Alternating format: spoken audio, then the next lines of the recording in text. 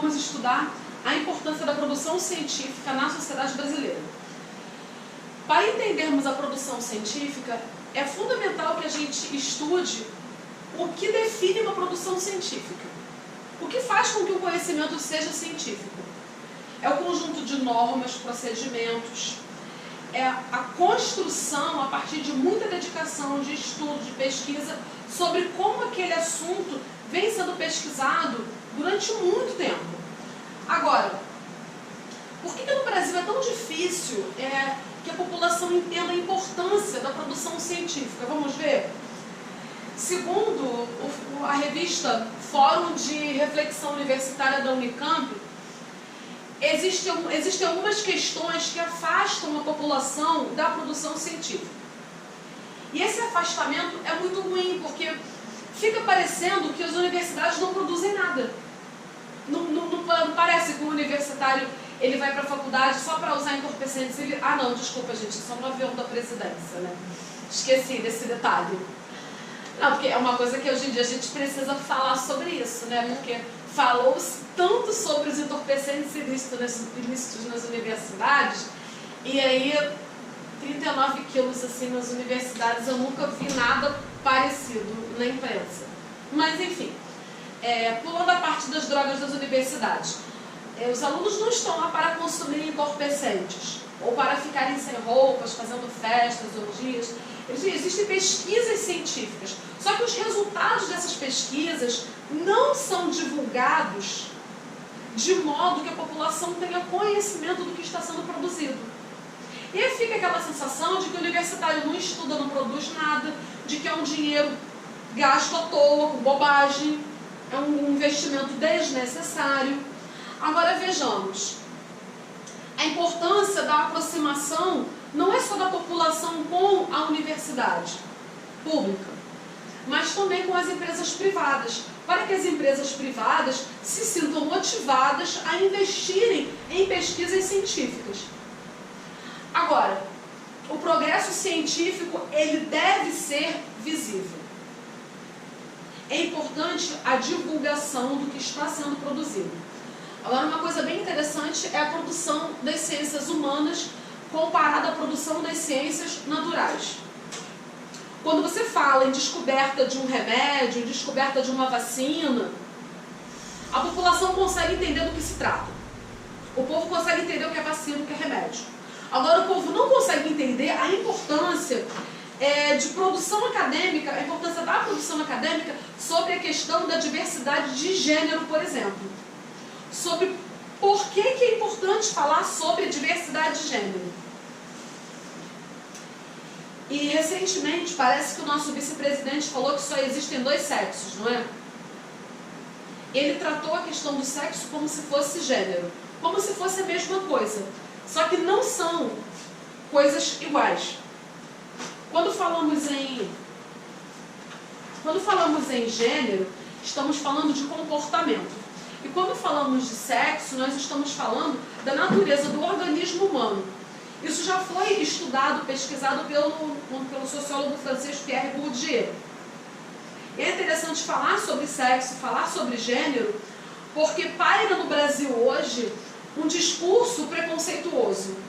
Um discurso que desconstrói toda a produção científica sobre sexo e gênero. As pessoas elas tendem a naturalizar a cultura para desqualificar a existência da multiplicidade de gêneros. Por que isso é ruim? Porque nós já vivemos numa sociedade orientada por muito preconceito, por muita discriminação. Então, quando o vice-presidente fala que não existe gênero, que são coisas assim que não são diferentes, a gênero é comportamento. Vamos supor que gênero seja comportamento. Vamos supor que seja uma escolha. A pessoa escolheu sofrer preconceito. Eu podia ser hétero, mas de repente ser homossexual é mais legal porque eu vou sofrer preconceito, que é o que muita gente acredita, né? Eu tenho aquela frase onde se fala assim, é muito comum essa frase: eu não sou homofóbico, eu até inclusive tenho amigos homossexuais. É tipo, eu não sou racista, eu tenho amigos negros, né? É uma coisa assim que existe no discurso coletivo. E esse discurso a gente chama de senso comum. Por que a gente chama de senso comum? Porque ele é completamente alheio ao que se produz no campo da ciência, sobre esse tema, sobre esse assunto. Max Weber já escreveu no passado que toda produção científica tende a ser superada. Mas ele não disse que a gente anda para trás. Ele não disse que a produção científica retrocede no tempo. Porque esse retrocesso ele é ruim para a pesquisa científica. Querem ver um exemplo interessante também? É quando a gente abdica da democracia. Quando a gente pede o fechamento do STF, o fechamento do Congresso. Isso significa abdicar das instituições democráticas, oficiais de poder.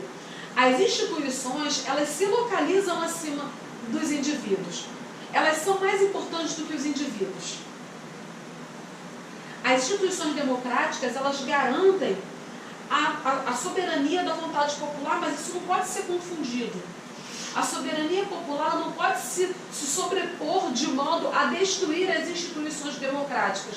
Porque a soberania popular ela não pode clamar por um regime ditatorial.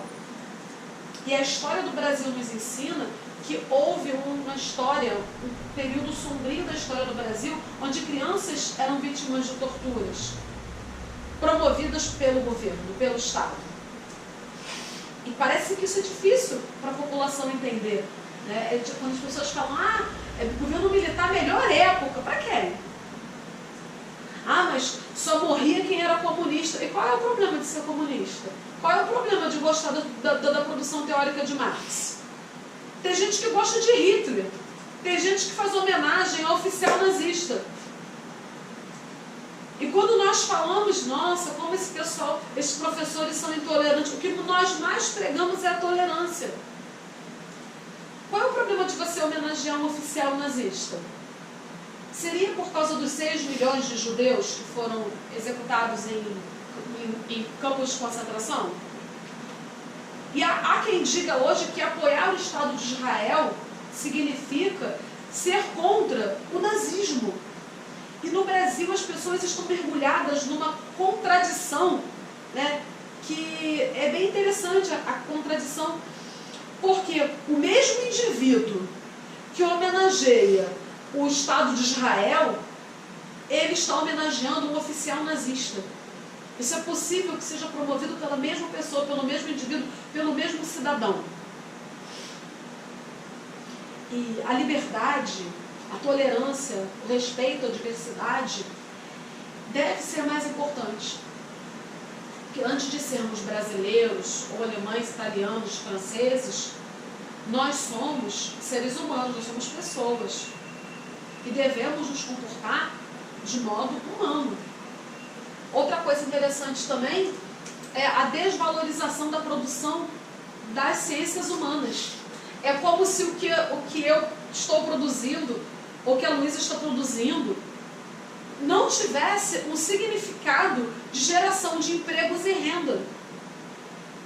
Quando ela ensina a redação, quando ela ensina a língua portuguesa, ela está formando, ela pode formar futuros professores e assim ela está gerando emprego, está gerando renda. Então, por qual motivo a produção dela não é importante? Porque questiona a ordem das coisas, questiona o país. Uma sociedade que não tolera o questionamento é uma sociedade ditatorial.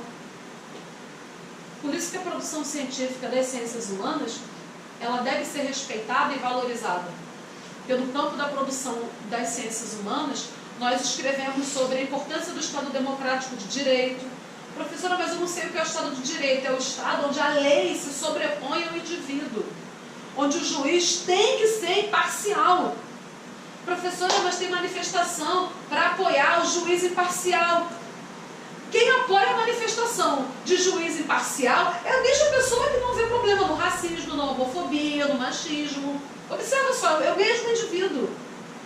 É a mesma pessoa, o mesmo cidadão. E eu pergunto para vocês, por qual motivo, em qual momento nós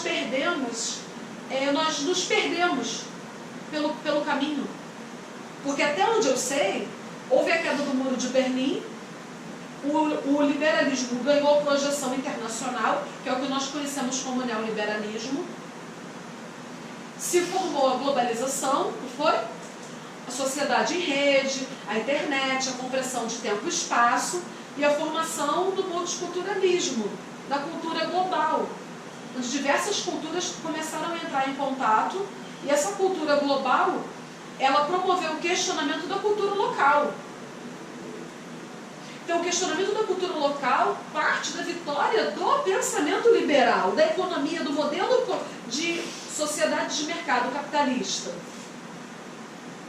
Só que hoje no Brasil, toda vez que você questiona o governo, e para mim é uma coisa muito estranha, porque eu questionei o governo Lula, eu questionei o governo Dilma, e quando eu vou questionar o governo Bolsonaro, me chamam de comunista.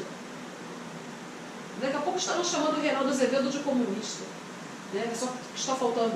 E não paramos para refletir como isso pode ser nocivo, como isso pode ser ruim para o desenvolvimento da nossa sociedade.